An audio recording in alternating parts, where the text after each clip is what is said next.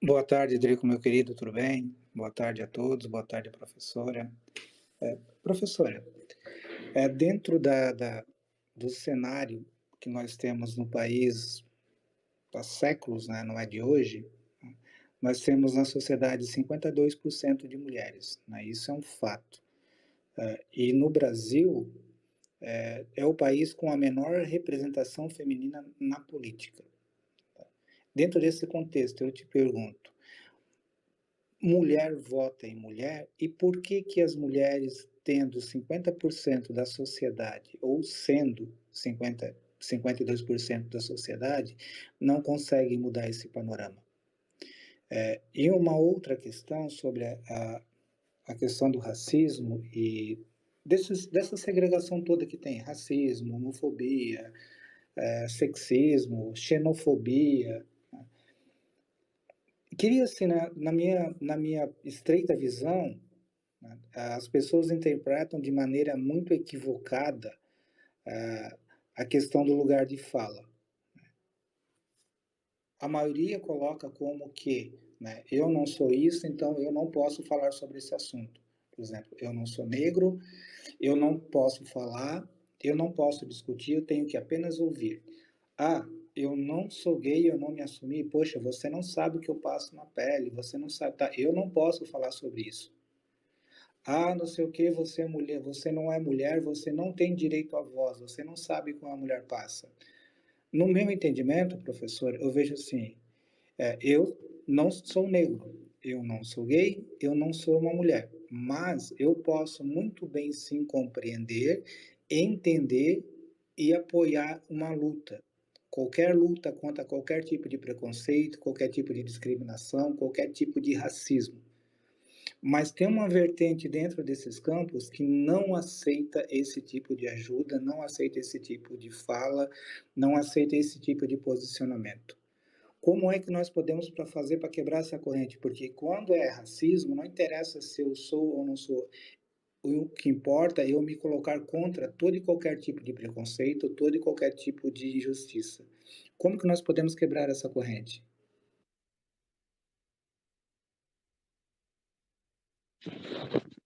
Obrigada, Aníbal, pela pergunta, muito pertinente, porque tem sido muito difícil mesmo fazer esse debate, né? E quando se fala, por exemplo, em movimento negro, é sempre importante dizer que são movimentos negros, né? Quando se fala na luta de mulheres também, na verdade, somos diversas. E, enfim, tem muitas mulheres que atuam na defesa dos direitos de mulheres, né? Mas que não me representam, né? Então é muito importante que a gente entenda, né, como esse debate é feito e como ele é manipulado, especialmente, né? Quando se fala em lugar de fala, todo mundo tem um lugar de fala, né? O meu lugar de fala é como uma mulher negra da periferia, como mãe. Então eu sei o que é ser uma mãe solo, eu sei o que é ser uma mulher negra da periferia.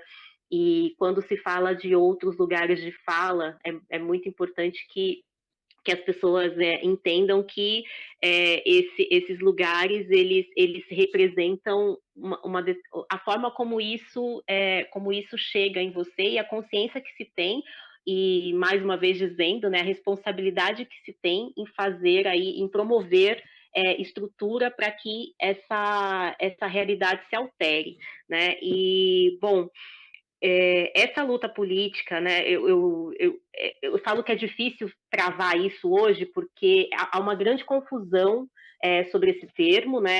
Eu vi, inclusive, acompanhei um debate na internet há pouco tempo atrás, onde um homem se dizia a favor, contra a legalização do aborto e dizendo que ele leu o que é lugar de fala e que ele também, que todo mundo tem lugar de fala e que essa seria a posição dele, né? E muito simplório, né? É muito simplório a forma como isso é discutido, muito raso, né? E não leva a lugar nenhum, né? Não leva a objetivos aí que a gente possa alcançar aí o debate de forma mais aprofundada do que a gente quer demonstrar, né? E o racismo no Brasil, né? a gente sempre coloca isso, que o racismo ele é tão sofisticado no Brasil, que faz com que a gente tenha uma maioria da população que é negra, né, muitas vezes sem se colocar como negra, sofre as consequências do racismo, mas a gente não tem um mínimo de direitos para que a gente dê oportunidades para que essa população saia dessas condições, né? A gente, como você mesmo colocou, a gente tem uma maioria de mulheres e uma maioria de negros, né? E muitas vezes isso é usado como uma disputa que vai falar sobre diversidade, né? Então, assim, diversidade cabe muito quando a gente vai falar dos Estados Unidos, né? Estados Unidos tem 13% da população que é negra, cabe falar de diversidade nos Estados Unidos, né? Porque você tem uma minoria da população que é negra. Mas quando a gente tem uma maioria da população que é negra, né, e que é de mulheres, a gente está falando de democracia, a gente está falando de subrepresentação e estamos dizendo o quanto o nosso país, né, que foi fundado aí num processo de muita violência, né, de escravização, de estupro, de séculos de colonização, de escravização, o quanto esse e aí se tem uma leitura muito liberal, né, de que é preciso não falar mais desses temas, que é preciso que a gente olhe para frente, né, sem a gente ter trazido, né, as questões que envolvem a reparação histórica, né, as questões que envolvem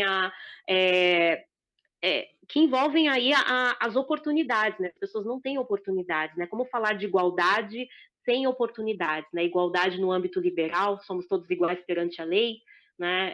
Então é injusto a gente colocar o debate nesse lugar, né? E esse lugar ele é colocado de forma muito simplória, de forma muito superficial e é muito difícil, né? A gente fala que essa nossa disputa no debate político, ela tem até mesmo que ser pedagógica, né? Porque é complicado e é mais complicado quando a gente está falando de uma população que realmente não teve acesso ao mínimo, né, a essa emancipação, nem ao mesmo através da educação, né? Então, esse debate ele tem que ser cuidadoso e tem que ser muito pedagógico nesse sentido, né, de trazer as pessoas para essa reflexão e para esse entendimento, né, do que a gente está vivendo, porque a gente está num contexto onde tem muita desinformação, né, onde há uma política de fake news, de desinformação e está cada vez mais desafiador a gente promover esse debate, né? E o quanto isso também, né, tem sido apropriado pela direita também. Esse debate ele tem sido, né, quando o Bolsonaro coloca ali né, o apelido lá do Hélio Negão, e quando ele faz piada falando que o rapaz lá que, enfim, que tá próximo dele tem barata no cabelo porque tem Black Power, fala que isso é uma piada, mas ele inclui pessoas, e as pessoas que estão lá próximas dele, negras, não dizem que não estão ofendidas, que se trata de uma brincadeira, né? E o quanto essa brincadeira, né, que não é brincadeira, que é racismo, né, que é o racismo recreativo, inclusive está muito posto na literatura sobre o tema, o quanto isso fere a dignidade de grupos, né, de grupos que são ali desvalorizados. Então não cabe simplesmente você trazer uma pessoa, né, que vá contrapor aquele discurso, né, a gente está falando de grupos, e muitas vezes, como a gente está posto dentro de limitações liberais, né, então fica muita disputa dentro desse jogo político, né? Então as pessoas têm medo de perder esses espaços e fica muito dentro de uma disputa, né? O quanto isso é complicado para a gente, né? Porque a gente faz um debate socialista.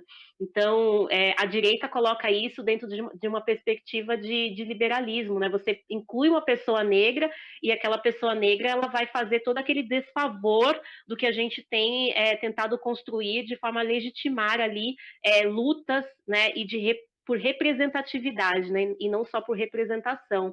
Então, isso, assim, é complexo, né, porque o racismo é complexo, né, debater Brasil é complexo, e também é desafiador pelo fato de não termos aí pessoas, né, que tenham aí tempo, que tenham saúde, que tenham possibilidade de fazer esse debate de forma mais aprofundada, né? As pessoas estão postas ali à informação que é trazida pelo grupo do WhatsApp, né? Então é cada vez mais difícil e é cada vez mais necessário que a gente compreenda isso e também transforme essa narrativa política de forma a trazer essas pessoas, né? Muitas vezes a gente não vai trazer essas pessoas falando mal de determinado candidato, a gente vai trazer com propostas, né? E trazer com propostas e trazer a partir desse sentimento de representatividade, né? Que é isso que a gente precisa construir.